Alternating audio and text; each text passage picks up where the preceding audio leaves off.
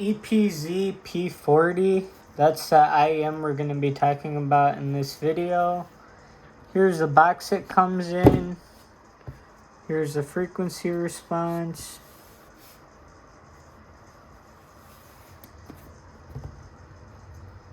Comes with a pretty nice case. Termination for the cable if you want to use a balance. These are the IEMs themselves.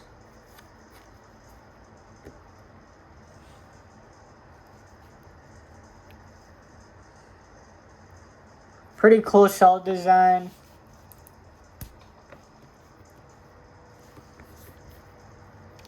The build cable and fit on this IEM are actually pretty good. The quality of shells is, you could tell they're pretty smooth and tactile. It doesn't feel cheap. So if you drop these, you don't have to worry about breaking them. And then this IEM is equipped with 2 dynamic drivers, 1 planar and 1 PZT. So the dynamic driver takes care of the bass and the mids, and then the planar takes care of the treble, and then the PZT takes care of the upper treble.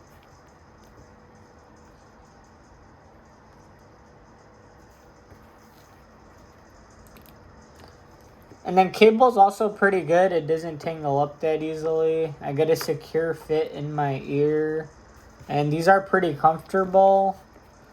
They are slightly on the larger side, but nothing too crazy. It should fit most people.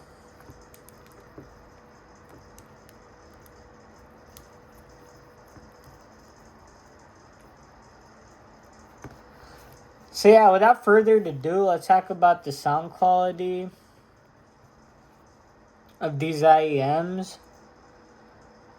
And let's start off with the bass first. So this IEM, it doesn't have too much bass. It is on the shallow side, I want to say. It just has enough punch and rumble to the point where it's like there, but it's not that much bass. The bass is more on the neutral side, and it's pretty tame and in the background. It doesn't really have too much emphasis. It's just present and in the background. Decent amount of clarity and definition in the bass. But if you've heard something like a Moondrop Variations or a Manger Top, those two IEMs, or at least the variations, it has like a bouncy bass. This IEM does not have that level of bounce in the bass where it's like really, how do I want to say this? That bouncy effect I'm talking about is like a subwoofer basically, where you feel it in your ear, like exerting that amount of force, and it's just like thumping in a good way, not boomy, but just like a deep rumble. The bass on this IEM is not that deep and rumbly. It is slightly too tame in my opinion, but overall it's very neutral tuned. But there is one issue I have. The bass does sound slightly disjointed from the rest of the mix. In my opinion, it's just not emphasized enough compared to the upper mids and treble. So you do hear a little bit of an incoherent type of sound because of the way the bass sounds and the way the mids and treble are tuned. But overall, the quality of the bass is pretty solid, and you just get the right amount of definition, nothing more. It's not a bass head IEM, it's not too bass light, it's just the right amount of bass. But I would have wanted it to be a little more rumbly, sort of like a Moondrop Variation. It would have been better. But yeah, overall, it's pretty neutral tuned. Can't really complain too much with how the bass sounds. I was listening to My Dog by Lil Baby, and to me the bass just didn't really extend to the lowest frequencies. It did lack a little bit of definition because that song has a lot of bass, and it could be due to the mid bass not being emphasized correctly, or maybe it's just lacking a few decibels in the sub bass. But yeah, on that song, My Dog by Lil Baby, the bass was definitely lacking a bit of emphasis. So yeah, that's how the bass sounds on this IEM. Sort of like a middle of the road type of bass. And then now let's talk about the mid range. So the mids are very present on this IEM.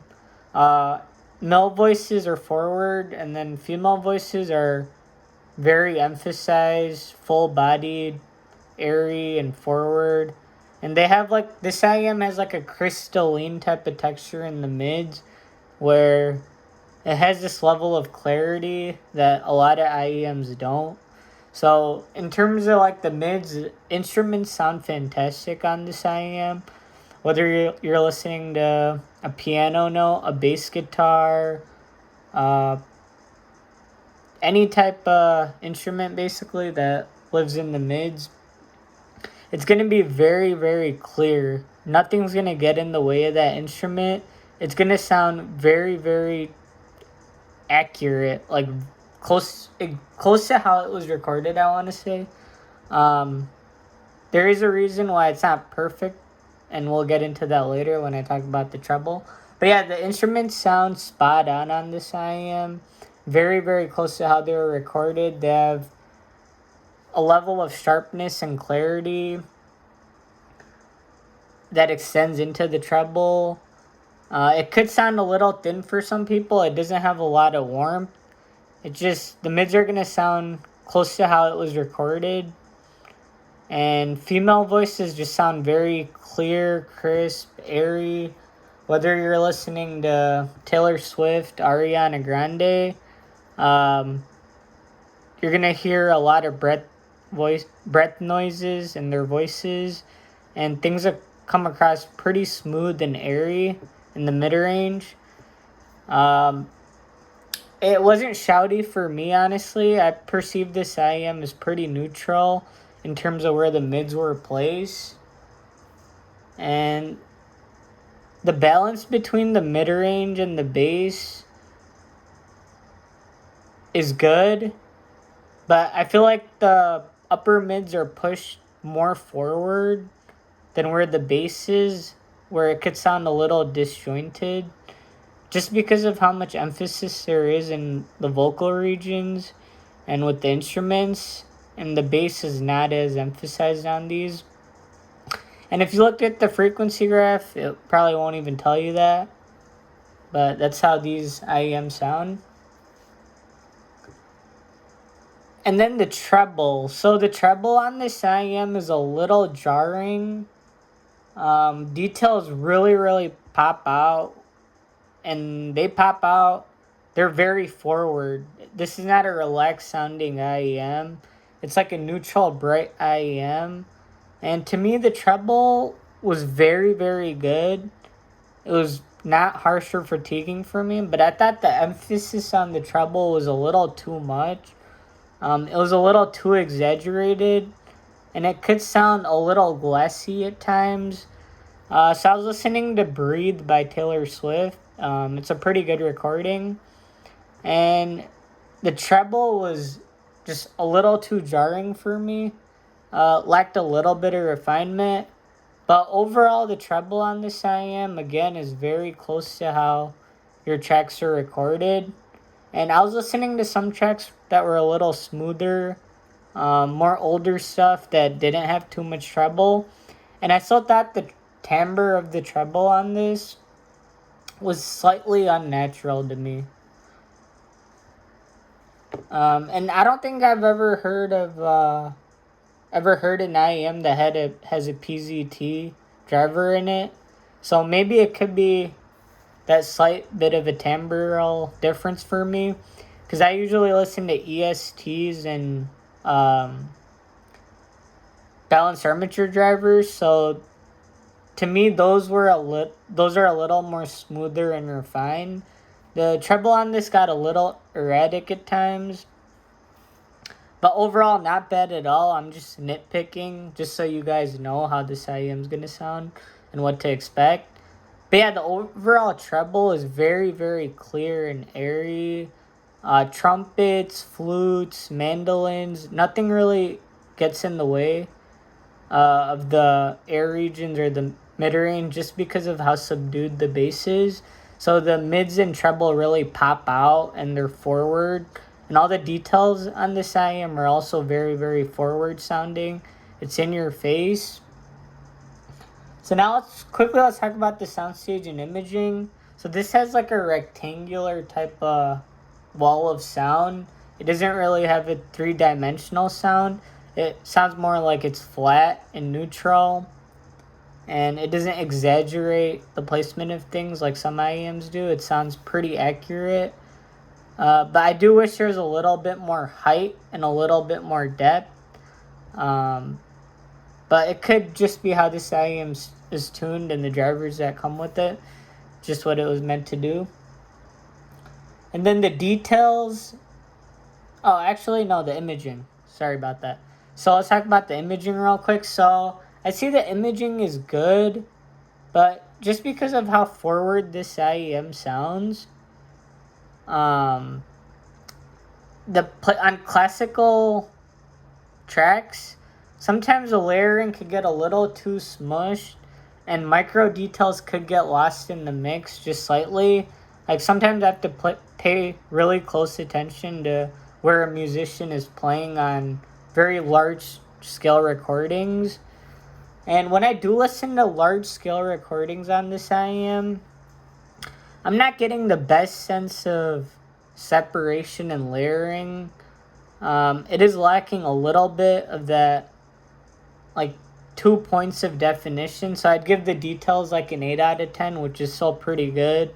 And overall, compared to all other IEMs, it probably gets an A grade or maybe an A plus. But it is lacking that last bit of micro nuance separation and that air between things. So yeah, overall the imaging is pretty decent. Better than most of the IEMs I've heard under $200. I don't think anything actually comes close. It's just sharp in terms of how it sounds and very clear.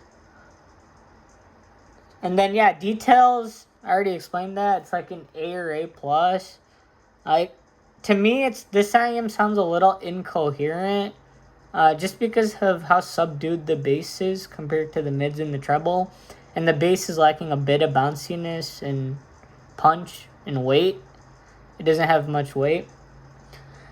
So yeah, those are my thoughts on the EPZ P40. I actually like this IEM a lot, and I think it's one of the best IEMs I've heard under $200 just because of the layering, clarity, detail, brightness. So yeah, overall I give this IEM 8.5 out of 10, and it might be one of the best IEMs in this price bracket. I am going to try to buy maybe the Truthier Critical Zero to see how the IEM sounds. So yeah, if you guys have any questions, let me know. Please like, comment, and subscribe, and I'll catch you guys in the next one.